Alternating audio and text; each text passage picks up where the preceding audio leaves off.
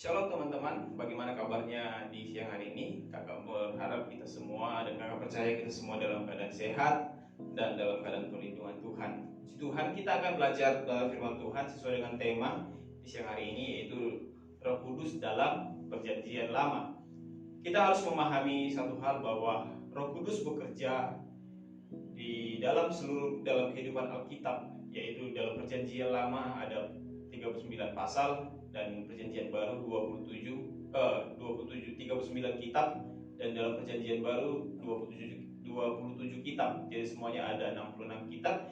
Kita memperhatikan di sana dari Perjanjian Lama, dari Kejadian sampai Wahyu, di sana sangat jelas bagaimana ketiga pribadi Allah itu senantiasa sama-sama. Tidak ada pernah terpisah, baik itu Bapa, Anak, dan Roh Kudus.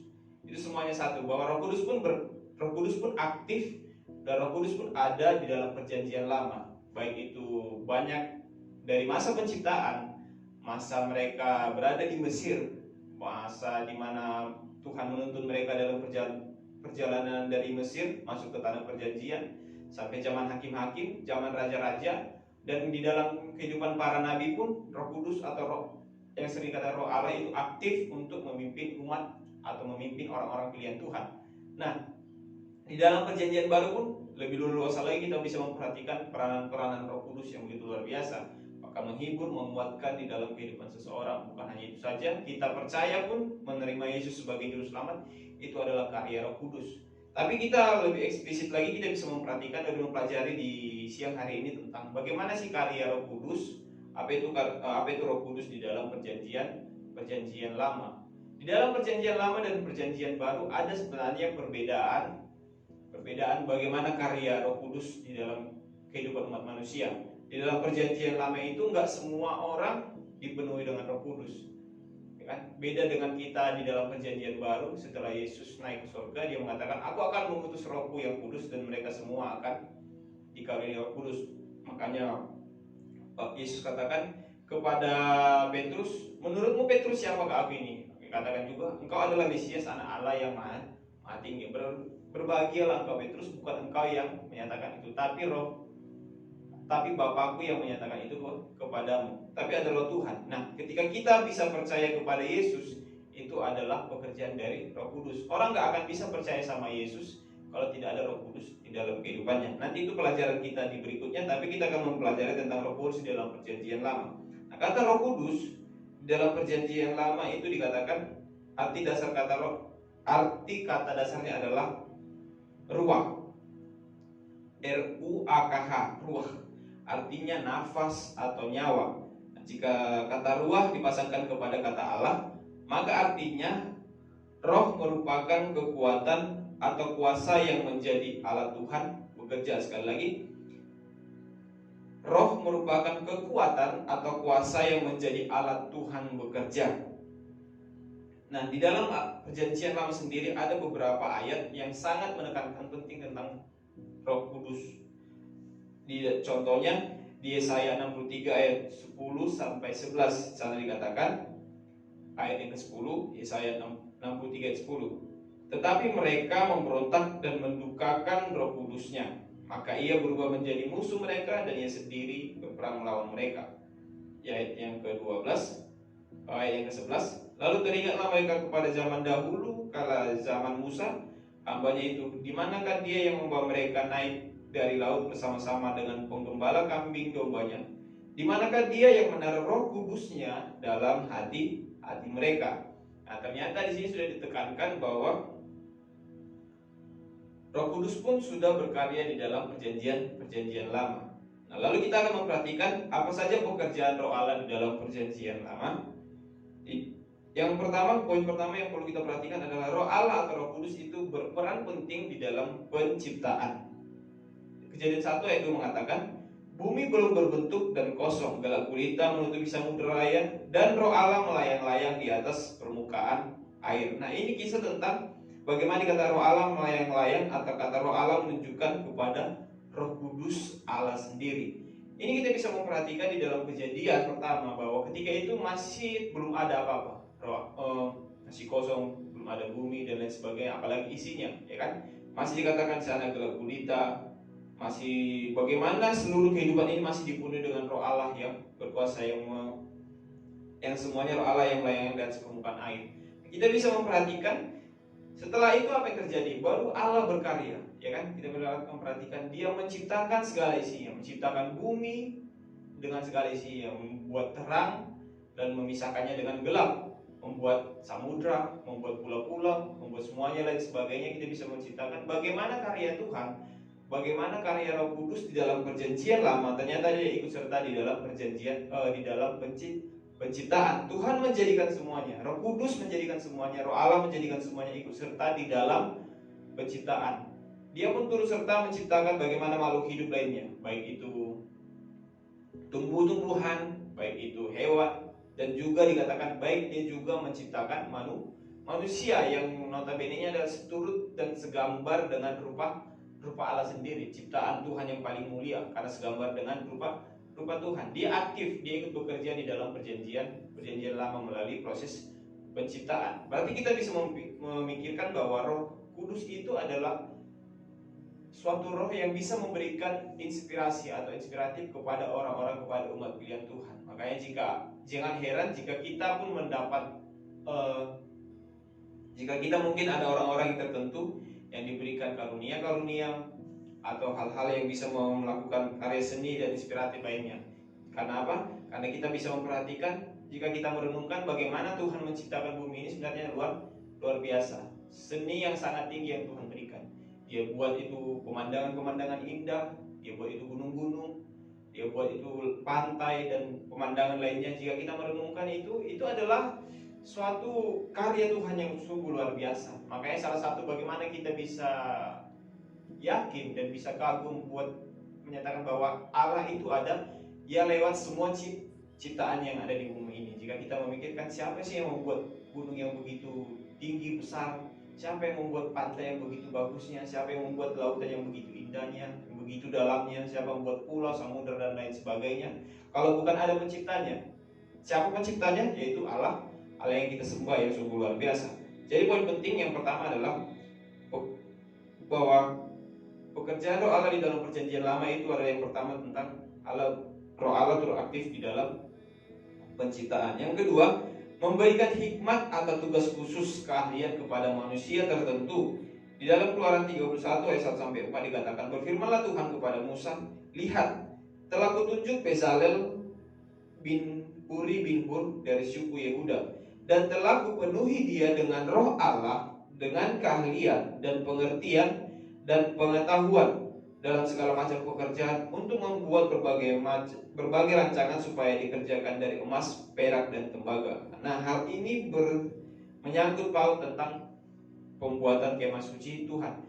Ingat ketika Tuhan menyuruh mereka keluar dari tanah Mesir memasuki ke tanah perjanjian, apa yang Tuhan janjikan? Yang pertama, Tuhan menjanjikan mereka dan Tuhan menginginkan mereka setelah keluar dari tanah Mesir adalah mereka yang pertama adalah mereka beribadah kepada Tuhan. Makanya berulang kali Musa datang kepada kepada Firaun mengatakan apa? Lepaskan bangsaku, lepaskan orang-orang Israel supaya mereka bisa beribadah kepada Tuhan. Nah, yang kedua, Tuhan menjanjikan sebuah tanah perjanjian yang begitu indah. Dikatakan di sana tanah perjanjian ini penuh limpah akan kekayaan, dan di sana tanahnya bagus-bagus.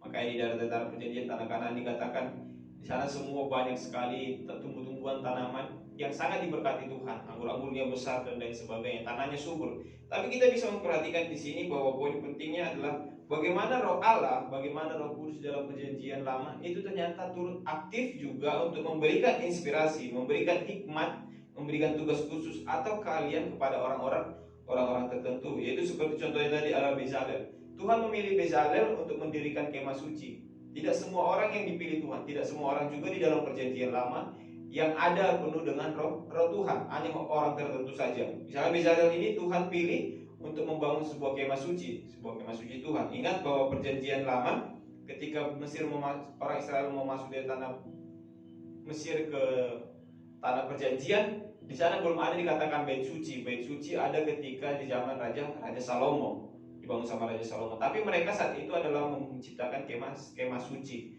Karena kemah suci ini sifatnya berpindah-pindah.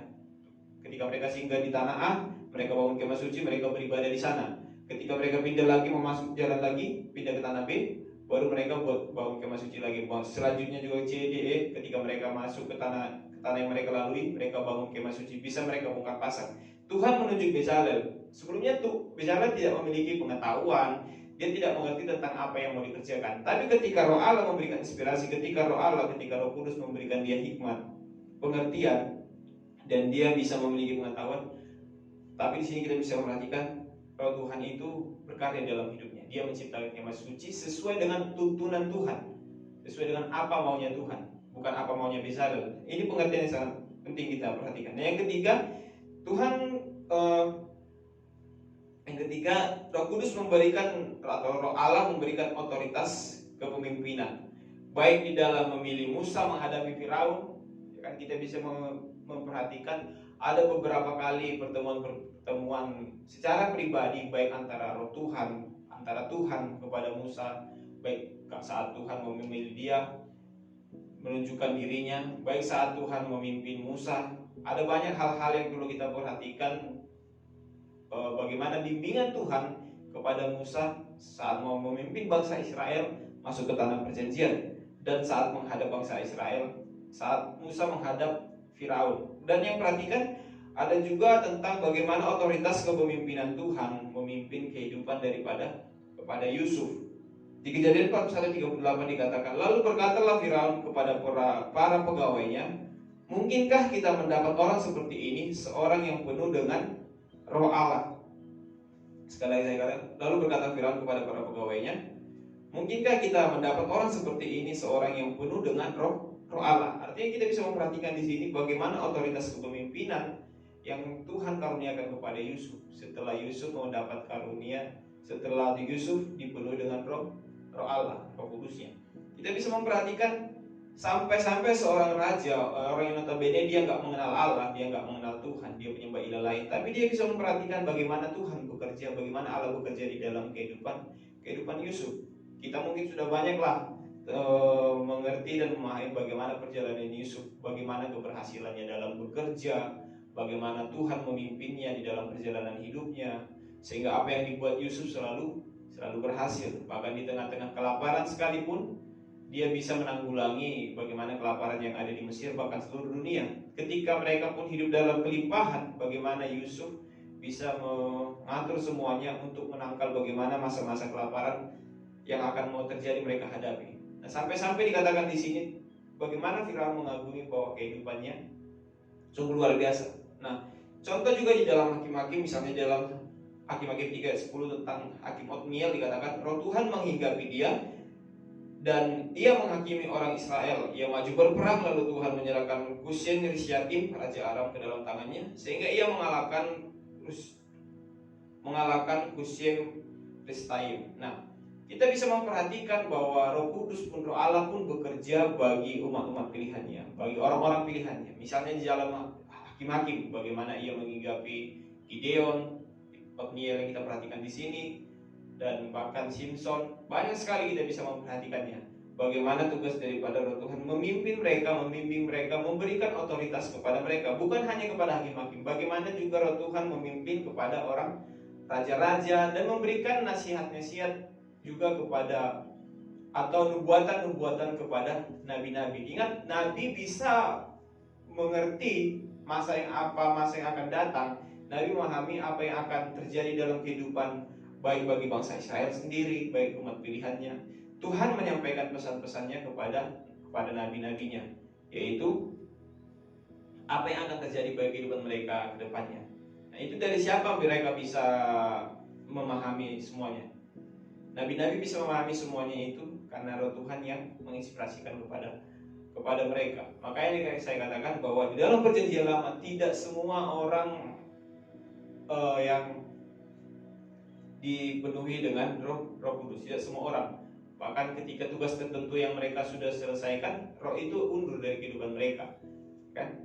Nah, tapi di sini kita bisa memperhatikan yang pertama tadi, Roh Tuhan bekerja melalui lewat proses penciptaan bumi. Yang kedua, memberikan hikmat dan tugas khusus atau keahlian kepada manusia. Yang ketiga, memberikan otoritas kepemimpinan, baik kepada pemimpin pemimpin bangsa Israel, baik Musa, Yusuf, Yosua, zaman hakim-hakim, ya kan, zaman hakim-hakim, di zaman raja-raja, dan juga memimpin kepada nabi-nabi dan lain sebagainya. Kita bisa memperhatikan di sini bahwa Roh Kudus itu hanya menginggapi orang-orang yang tertentu saja, orang-orang pilihannya saja. Nah, kita juga bisa memperhatikan di sini bagaimana Roh Kudus memberikan kekuatan badani kepada orang tertentu. Misalnya di Hakim 14 ayat yang ke-6, kisah tentang Simson. Hakim 14 ayat 6, pada waktu itu berkuasalah Roh Tuhan atas dia, sehingga singa itu dicabiknya seperti seorang mencabik anak kambing, tanpa apa-apa di tangannya, tetapi tidak ceritakannya kepada ayahnya atau ibunya apa yang dilakukannya itu. Kita bisa membayangkan Simson yang masih muda, tapi ketika Roh Tuhan ada dalam kehidupannya, dia bisa mencabik-cabik daripada seekor singa dengan kekuatan yang daripada siapa? Yang kekuatan yang daripada Tuhan. Kita bisa memperhatikan di sini dalam kehidupannya. Nah, poin penting bagi kita yang perlu kita renungkan adalah hanya peran Roh Allah di dalam perjanjian lama tidak sama di dalam perjanjian baru. Kalau di dalam PR, Roh Allah dalam kehidupan seseorang itu untuk memperlengkapinya dan melakukan sesuatu. Misalnya seperti yang katakan tadi, membuat kemah suci, kemah pertemuan, menjadi hakim, raja, dan menjadi nabi. Nah, di dalam perjanjian lama, Roh Allah atau Roh Kudus dapat meninggalkan mereka ketika mereka sudah selesai melakukan tugasnya, atau seperti mungkin Raja Saul yang melakukan hal yang tidak berkenan di hadapan Tuhan. Ada dua. Yang pertama, Roh Kudus bisa meninggalkan seseorang di dalam perjanjian lama itu ketika misalnya kasus Saul, kita memperhatikan dikatakan Roh Tuhan undur dari kehidupan Saul. Kenapa Roh Tuhan undur dari kehidupannya? Saul menjadi orang yang tidak mau lagi dipimpin sama Tuhan, ya kan? Dia tidak mau dipimpin sama Tuhan. Dia melakukan yang bukan menjadi bagiannya. Yang harusnya mempersembahkan persembahan kepada Tuhan itu adalah seorang imam, tapi dia mengerjakannya. Yang harusnya Tuhan sudah larang dia semua, yang ketika dia berperang melawan orang Filistin, semuanya kamu harus tumpas ini semua, baik itu ternak, baik itu kambing, domba dan sebagainya. Nggak ada pilih-pilih, baik itu yang tambun atau yang kurus dan lain sebagainya. Semuanya kamu harus habiskan. Sudah firman Tuhan katakan kepada Saul. Tapi dia tidak mau mendengar apa yang Tuhan perintahkan kepadanya. Akhirnya apa yang dia katakan? Dia malah mengambil ternak-ternak yang bagus-bagus, yang cakep, terus dia bawa pulang. Dia memeliharanya. Nggak taunya Tuhan memperhatikan, Tuhan tegur dia. Dia malah membela dirinya. Lalu Tuhan mengingatkan dia bagaimana saat itu keadaan bangsa Israel di masa kepemimpinannya sedang terjepit di dalam masa berperang. Dia menunggu Samuel yang akan membawakan korban persembahan. Nah, dia mengambil inisiatif yang salah. Dia memang seorang raja, tapi dia tugasnya bukanlah memberikan persembahan korban kepada Tuhan. Itu adalah tugas seorang imam, ya kan? Itu adalah tugas seorang imam dan pelayan Tuhan. Tapi dia melakukan yang bukan bagiannya. Katanya dia diingatkan sama Samuel, tapi dia berontak, tapi dia malah menyalahkan. Aku ini adalah seorang raja, kamu harusnya menunjukkan sikap hormat kepadaku. Dia mengatakan hal demikian kepada seorang imam, bukan imam saja, tapi kepada seorang nabi Tuhan. Nah, tapi kita bisa memperhatikan di sini dalam kehidupan kita. Akhirnya Roh Allah dikatakan undur dari kehadapan, dari hidup Saul. Beda kasus sama Daud. Daud pun pernah berdosa, bahkan dosanya lebih luar biasa, ya kan? Dia melakukan pembunuhan berencana, ya kan? Dia mengambil istri orang, bahkan dia melakukan perzinahan dan lain sebagainya. Banyak dosa yang dilakukan oleh Daud. Tapi Daud menyadari betapa pentingnya Roh Tuhan di dalam kehidupannya di masa pemerintahannya. Dia tahu betul, sadar betul tentang bagaimana Roh Tuhan yang memimpin hidupnya. Tanpa Roh Tuhan dia nggak bisa apa-apa. Makanya sampai dikatakan, biarlah dia menerima hukuman daripada Tuhan, tapi jangan sampai rohmu engkau ambil dari dalam hidupku. Dia menyadari betapa pentingnya hidupnya dalam pimpinan Roh Tuhan. Nah, sedangkan di dalam perjanjian baru, Roh Kudus memperlengkapi semua orang percaya untuk bisa mengenal Yesus dan mengingatkan akan setiap perkataan Yesus, sehingga membuat manusia bertobat dan menjalani keselamatan. Nah, ini perbedaan penting. Peranan Roh Kudus di dalam PL dan PP itu berbeda, tapi bukan berarti karena perbedaan ini berarti nggak satu dong Roh Kudus yang dalam PL, Roh Kudus yang begini, Roh Kudus dalam PP, Roh Kudus yang bukan. Tapi peranan pekerjaan mereka itu berbeda-beda di dalam masanya.